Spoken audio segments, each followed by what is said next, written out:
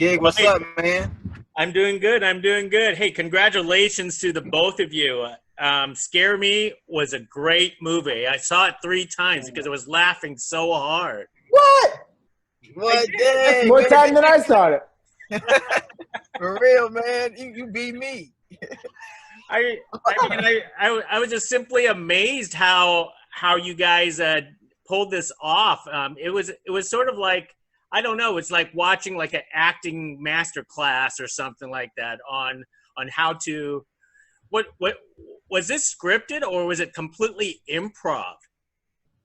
It was scripted. I mean, Josh wrote the hell out this thing, man. He wrote the hell out of it.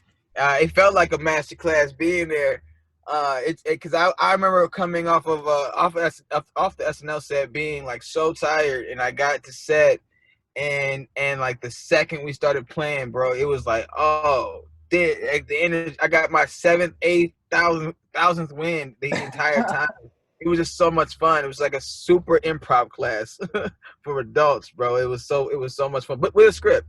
And I mean, the script was already fire before I got there. So to have that fire base plus the freedom to play, and Josh being there, it was just like, and Aya Cash, the brilliant. Aya and Chris's chemistry was so. The fact that you guys hit it off the way you did was perfect because these two characters, they're ostracizing Fred, Right. And the way you guys love each other, and the way, like, we had a blizzard, so like, I couldn't go home. They couldn't go home. Blizzard. I forget about it. I forget about it all the time. Like, I was like, yo, I had so much fun. I forgot there was a blizzard and I couldn't go back to my house.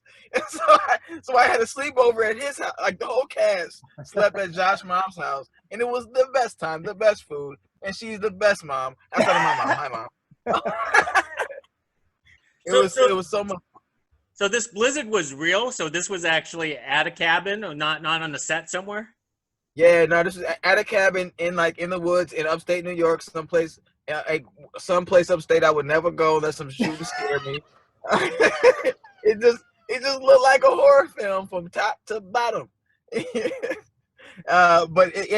was so authentic, man. It added to everything, and it was just as cold as it really looks when when like in the movie too, which all added to it. It was such a great, authentic place to shoot this. Our first day of shooting was the coldest day in 8 years, and the crew house, they couldn't flush the toilets. So my first morning, like, hey, happy first day. The scripty was like, yeah, the toilets, they're shit. Do you want to help me flush the toilets with Avion? And so that was the beginning. You know what I mean? So the fact that I and Chris, that you guys were down to just like come and play, it was really rad. I'm so over the moon. Man, you should be, brother. For real. When you guys did these performances, because it looks so natural, you guys were so funny. How many times you had to do rehearsals beforehand to get this right?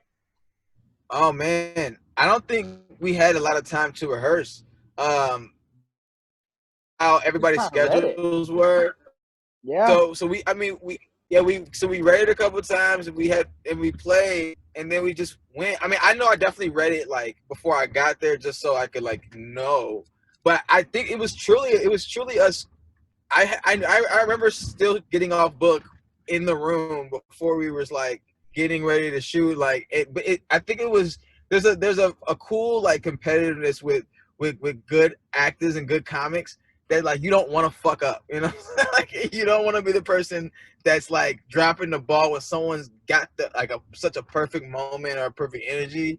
And so it was like that mixed with the fact that everybody's just so professional in there that it was just like it kind of, I don't know, everything felt too natural. I was like, I hope this movie's good because I'm having too much fun. It's too natural.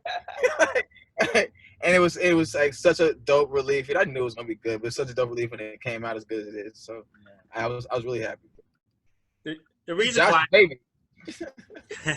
reason why I watched it 3 times was because you guys have like the best facial expressions throughout the entire movie. I have no idea how you guys pulled this off. You guys must have been spending years, playing with your faces to get this character study right. I mean, every actor should watch this movie just to see how improv should actually work. Oh man, oh man. That's a lot. Thank you. I think I got it from just being funny faced for a long time, and I finally found somewhere to put all the faces. Because before I was just like I had the same type of faces just in the class as an 8-year-old. Yeah, we all looked in the mirror. We've all done the mirror thing. And this Right. is like, I mean, I basically wrote this movie to do a Crypt Keeper impression and a walk like a troll. And the fact that I get to do it with friends, you know what I mean? That was cool. And you can see, like, Chris does this every week. And, like, Chris and I were born with this kind of thing in our bones. And I came born and she's like, you want me to do a Crypt Keeper impression? But the fact that we all were able to do it and support each other, it's like that's part of it. Part of the directing experience, too, is, like, for something like this, you need to give the freedom for everybody to feel like they can go really, really big, and like you can't do anything wrong here. You know? Right. And that freedom is so huge, man. When you're trying to create and find it and find a moment, and and just to have people that can also that aren't afraid to kind of go there with the expressions. I have so much fun with just trying to find different things to do with a face. I feel like it adds so much to characters at times. And I mean, look at this motherfucker's Instagram, man. He has Josh is like king of some of the best dumb looking people I've ever seen. You know, the world feels so fucked up to be doing. I don't know if I can say fuck, but to be doing press when the world is so dark. But you know, I think this is an escapist movie that I hope people can put on and feel good and forget about the darkness in our world. And a piece of that is it's why I do character videos, and hopefully, like, the work that Chris does every week, making people laugh. We need this now more than ever, and this is that's why I do it. It's for me personally, it just feels like, well, this is what I can offer. You know, I'm not a debater, you know, and I'm not a politician, but I know that, like, okay, well, people are posting enough information about how we need to defund the police, and we need the information to make sure that justice is served for marginalized communities, but also people need to laugh. They need to break the scroll. That's important, right? 100%, man. Yeah. Absolutely. Well, hey, gentlemen, hey, thank you very much for speaking to me about this film. I'm laughing so hard. I'm going to go back and watch the scene where all three of you are doing the "Kill the Children" sing song. That's the day Chris taught me how to dance. That was the day where I literally froze up and I was like, I don't have rhythm. And Chris was so cool and nice about it, and I was just like, I can't believe I don't know how to move. So and he can move, but he was such a dad about it. He was like, I can't do it. I cannot do this. Well, thank you so much, Gig. Hey, thank you very much. Make a sequel with this. I mean, I'm going to watch it another 3 times. Thank you, Carlo. All right, Chris, I'll see you later. All right, buddy. Bye. Thank you, guys.